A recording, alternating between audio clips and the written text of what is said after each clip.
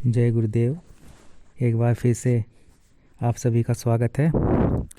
और जिस विषय पर मैं आज बात कर रहा हूँ, आज वह विषय बहुत ही महत्वपूर्ण विषय, और उम्मीद है कि आपको कुछ जानकारी उपलब्ध करा पाऊँगा। उसे समझाने में मैं थोड़ा सफल हो कि क्या मैं आपको जो आज के विषय की बारीकियां हैं और जो सही मायनों में जो चीज़ें होती हैं वह आपको बताने की कोशिश कर रहा हूं। तो आप ध्यान से सुने, वीडियो को स्किप ना करें हो सके तो।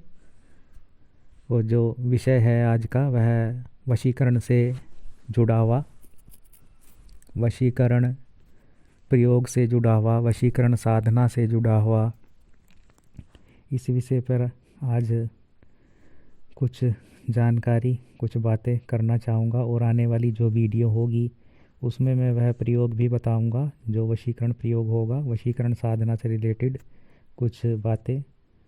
आइए आज करते हैं।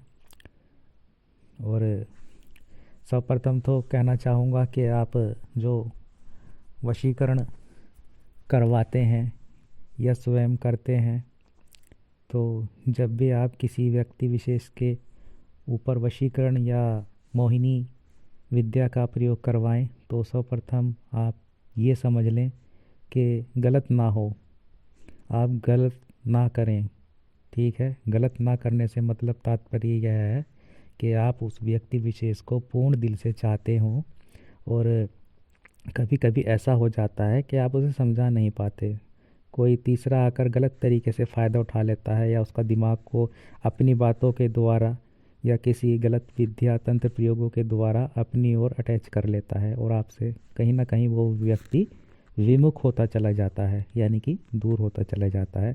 और इस व्यक्ति में सभी आ जाते हैं, आपकी प्रेमिका, आपका भाई, आपके पिता, आपकी माता, आपकी बहन, कोई आपका घनिष्ठ मित्र, सभी, कोई भी व्यक्ति विशेष इसमें आ जाता है। तो ठीक है, सर्वप्रथम तो आप ये समझ लें वहाँ इस क्रिया का, इस विद्या का उपयोग होता है तो वहाँ आप करें। ऐसे ही ना करें कि कोई आपको पसंद आ गया या किसी से आप स्वयं बात करना चाहते हैं और उसके आप ऊपर वशीकरण क्रिया या मोहिनी का प्रयोग करवा रहे हैं, तो वह जो है वह आपके लिए हानिप्रद हो सकता है। हानिप्रद क्यों कह रहा हूँ मैं कि आपके लिए नेगेटिव क्यों हो सकता है? वह इसलिए हो सकता है क्योंकि वह जो क्रिया आप करवाएंगे वह उस पर ना लागू होकर आप पर लागू हो जाएगी, यानी कि आप ही उसकी तरफ खींचे चले जाएंगे, जो गलत होगा। आपका माइंड पूर्ण रूप से डिप्रेशन में चला जाएगा। वह शक्तियाँ आपको ही उसके और ज़्यादा खिंचाव उत्पन्न कर देंगी, आपका ही, ना कि उसके मन में आपके प्रति, आपके मन में उसके प्रति 24 घंटे वही व्यक्ति विशेष आपके प्रति रहेगा। तो सर्वप्रथम करवाने से पहले ये अच्छी तरह समझ लें। ठीक है, अब बात आती है तामसिक क्रिया या सात्विक।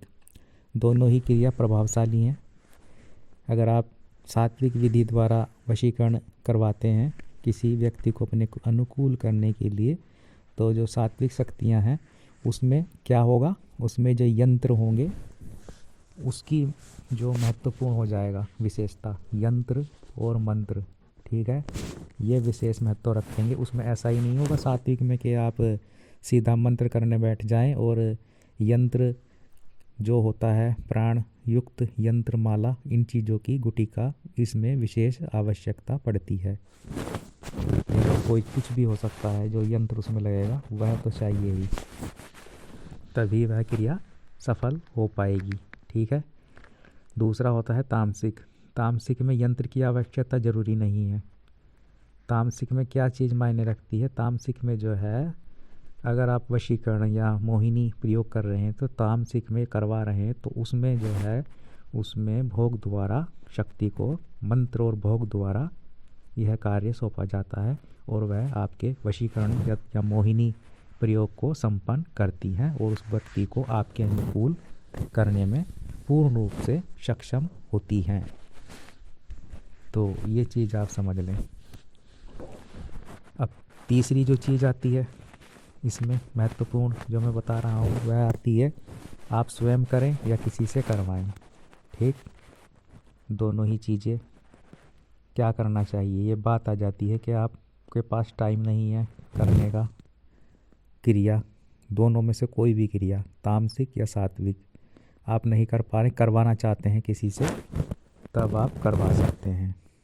लेकिन जब आप वहाँ करवाएंगे किसी व्यक्ति से, तब आपको उस व्यक्ति विशेष का फ़ोटो, माता का नाम, उसका और गोत्र वगैरह और इन चीज़ों की आवश्यकता बेहद ज़रूरी हो जाती है, ठीक है। कहीं कह देते हैं पाँव की मिट्टी, कहीं कह देते हैं उसके बाल, कहीं कह देते हैं कि उसका वस्त्र, जो भी हो, इन चीज़ों की आवश्यकता ज़रूर पड़ती है। तो ये चीज़ें उपलब्ध करवाना बहुत आवश्यक होता है, तभी यह वशीकरण कारगर होता है और वह व्यक्ति आपके अनुकूल हो जाता है धीरे धीरे, ठीक। वहीं अगर आप करेंगे, आपको ये चीज़ उपलब्ध नहीं है, केवल फ़ोटो उपलब्ध है आपके पास में, केवल उसका फ़ोटो है, ठीक, तो फिर क्या होगा, तब आपको स्वयं करना होगा वशीकरण क्रिया, मंत्र जप जो करेंगे आप, अनुष्ठान, व्यक्ति को उस अपने अनुकूल करने हेतु, वशीभूत करने हेतु, तब आपको वह क्रिया स्वयं करनी होगी।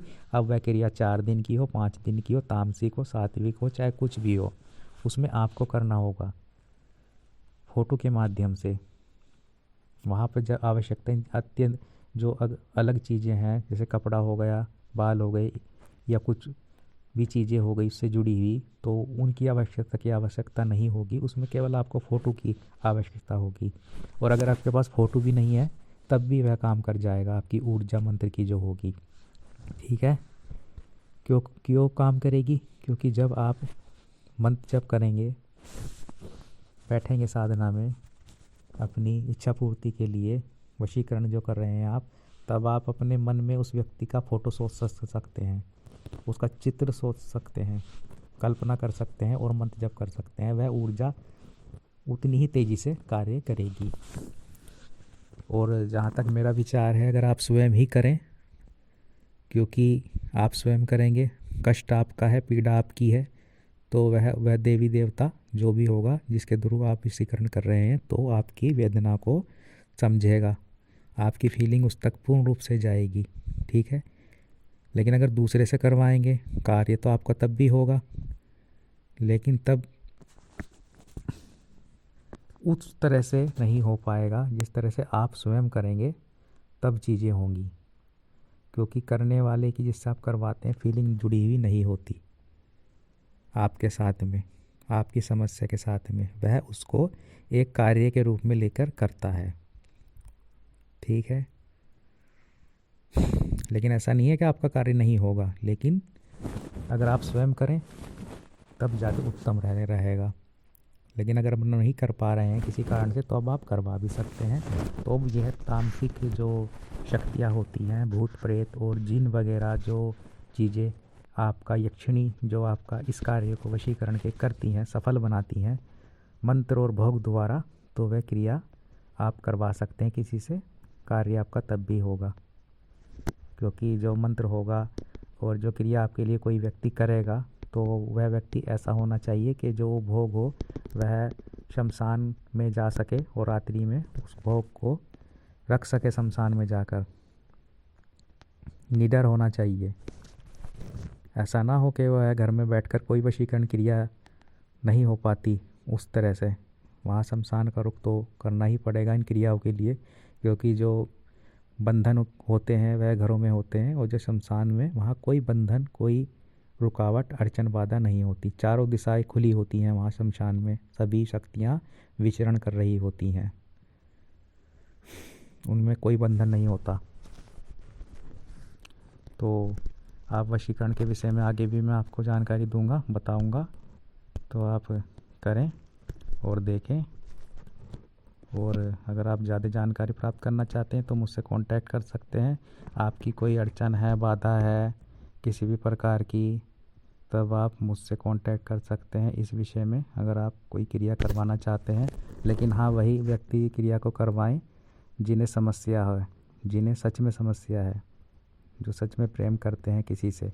ऐसे ही फालतू में ना किसी के लिए भी कोई भी क्रिया, वरना उलट आपको ही हानि होगी। तो प्रेम सच्चा होना चाहिए आपका, ठीक है। सर्वप्रथम यही कहूँगा, जिस व्यक्ति से करें पूर्ण समर्पण भाव से उससे प्रेम करें, तब बेफिक्र होकर आप अपना कार्य करवा सकते हैं। और अगर मुझे लगेगा कि आपका कार्य करना चाहिए, आप व्यक्ति से सच्चा प्रेम कर रहे हैं और भगवती की आदेश होगा भगवती माता का, तब आपका कार्य मैं स्वयं भी कर सकता हूँ या फिर आपको विधि बता सकता हूँ। तो जय गुरुदेव। आज के विषय में इतना ही, और आगे इसी टॉपिक पर कोई वीडियो होगी तो ज़रूर डालूँगा या साधना डालूँगा। तब तक के लिए जय गुरुदेव।